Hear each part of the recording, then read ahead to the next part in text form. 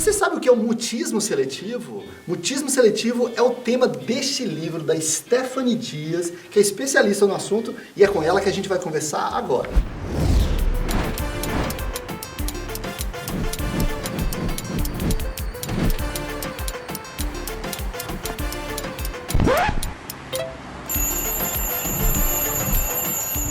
Eu estou aqui com a Stephanie Dias. Stephanie tem 24 anos, é escritora, palestrante. Você escreveu esse livro super legal. É o primeiro livro do Brasil sobre o tema, não é isso, Exatamente, primeiro livro brasileiro de mutismo seletivo, Gritos do Silêncio, onde eu conto a minha própria história de superação e cura. Que legal. E o que é o mutismo seletivo? O mutismo seletivo ele é um transtorno de ansiedade que ele acomete a falha comunicação.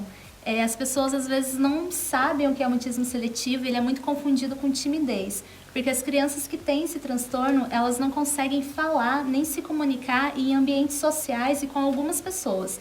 Então, dentro de casa, essa criança tem uma vida normal. Ela fala, ela se comunica, mas quando ela vai para a escola, quando ela sai na rua, até mesmo junto com os pais, ela se congela. É um nível de ansiedade assim tão hard que ela não consegue se comunicar, ela não se expressa e não consegue verbalizar em lugar nenhum. Mas aqui tem um ponto de virada aqui que para mim ficou muito interessante, porque você era muda, você não conseguia responder sim, você não levantava a mão, nem levantava a mão. Você não interagia socialmente, e você me fala que você teve um ponto de virada que foi um seminário. Mas você se inscreveu para o seminário? Como é que é isso? Então, da onde quando surgiu teve essa história esse seminário, de você falar num seminário? Eu já imaginava eu apresentando. Daí uniu o útil ao agradável. A professora falou, olha, vai ter um seminário. E eu escrevi por bilhetinho. E eu coloquei assim, eu quero apresentar. E na época eles dividiam em grupos de 5 pessoas. E ela falou assim, não, a Stephanie não vai entrar em nenhum grupo. Porque se ela entrar, ela vai ter uma parte. E se ela não fizer essa parte, vai prejudicar o grupo. Então os professores, eles não me avaliavam oralmente. De tantos anos e tantas tentativas, eles desistiram. Eles falavam, se é prova oral, a Stephanie não vai fazer, depois ela entrega algum trabalho. E eu escrevi, não, mas eu quero fazer. E ela falou, tudo bem, então você vai fazer. Eu fui pro grupo, aquelas crianças, elas não acreditaram, aqueles adolescentes não levaram muito a sério. E um primo meu falou assim, Stephanie, por que você não começa falando com uma pessoa? Eu falei, bacana, melhor do que eu falar com todo mundo. E eu elegi uma amiga, e eu fui na casa dessa amiga, e no dia que eu fui na casa dela, eu saí da minha casa com o seguinte pensamento, eu não volto pra minha casa hoje se eu não falar com ela. Eu podia ficar na rua, né? Porque corria o grande risco. E eu cheguei na casa dela e eu falei, não, eu vou falar com ela para quebrar essa barreira. E eu consegui falar oi pela primeira vez para minha primeira amiga. Mas você não falava oi com a sua amiga? Com ninguém. Ela era sua amiga? Era minha amiga de conversar pelo Orkut, pelo MSN na época. Não existia interação.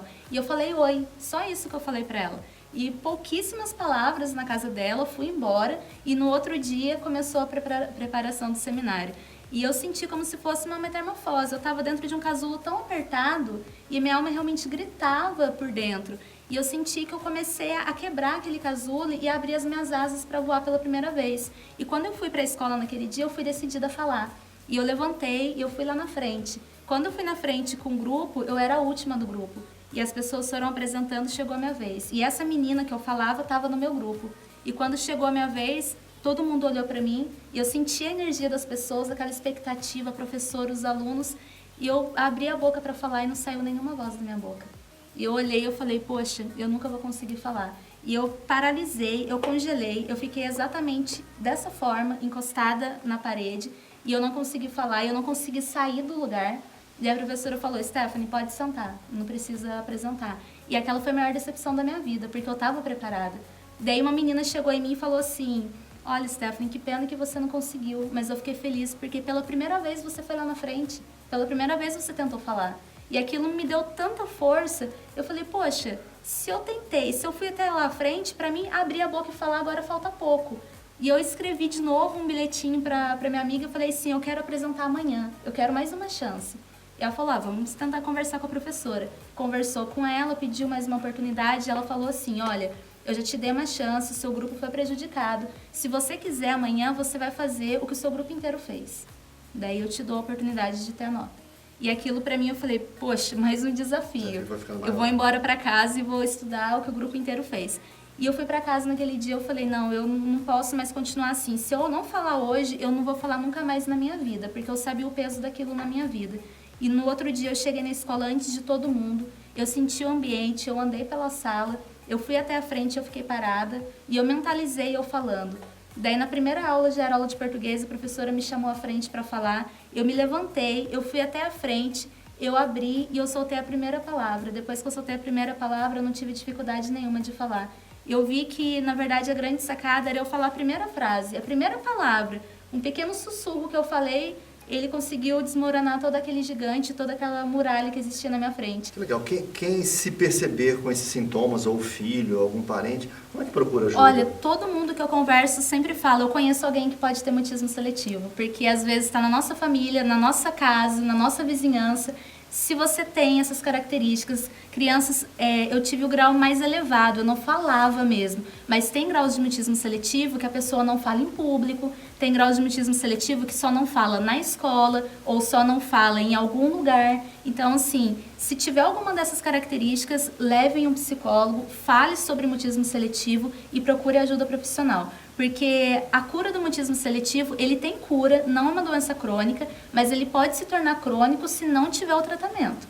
Então, se você tem essas características, procure ajuda. Quanto antes tiver ajuda, mais sucesso vai ter o tratamento. Legal. Como é que faz para comprar seu livro, saber mais dele, ou saber um pouco mais sobre o seu trabalho, quais são os seus canais? Nas minhas redes sociais, no Instagram, Mutismo Seletivo, eu sou a voz, ou meu perfil Stephanie Dias, lá na bio tem o link para comprar o livro, tem no Amazon, na Saraiva, se der um Google lá, Gritos do Silêncio, vai ter vários caminhos para poder estar fazendo a compra. Que bacana. Stephanie, gostei demais de conversar com você. Eu acho, sobretudo, a Stephanie é um exemplo, porque assim, cada um de nós, a gente vai enfrentar problemas na vida, a gente não vai passar em branco pela vida. Enfrentaremos problemas, se não esses outros tipos de problema, e o mais importante, o que sua história de superação mostra, é que a gente não é refém das circunstâncias. Sim. Você é capaz de vencer seus fantasmas, seus demônios internos, você é capaz sim de superar, e eu acho que você é um exemplo vivo, né, de que é possível sim superar nossos problemas e se transformar um ser humano melhor. Parabéns, porque você